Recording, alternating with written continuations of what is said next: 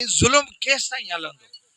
इन जुल्म के खिलाफ हारी आबादगार नंढो आबादगार रोड रस्तनि ते आहे ऐं हिन जे खिलाफ असां मुज़ाहिमत कंदासीं। असांजी अपील आहे त कमत जो रेट जेको आहे उहो 600 रुपया फी मण करणु खपे ऐं टमाटे जो फी शापर 1000 रुपयो त हुनखे ॾियो।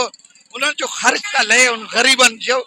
ऐं ॿियो जेका कल कराची में हिकिड़ो वाक़ियो थियो, असां सिंध जी सकाफ़त जो ॾींहुं हुयो, उन ॾींहुं कराचीअ में कराची पुलिस जेका बदमाशी कई सिंधी आवाम सां, हिकिड़े माण्हू खे माउ पीउ भेण जी गार ऐं उन्हनि खे माना अज़ियत ॾिनी, उन जी मज़म्मत था कयूं ऐं आई जी सिंध सां मुतालबो था कयूं त बाबा हिन खे तूं मुअतल त कयो आहे, हाणे जॾहिं अहिड़ो मामिलो थींदो त सॼी सिंध उथंदी ऐं उनखे बरतरफ़ कयो, तॾहिं ई असांजो हा ठरंदो।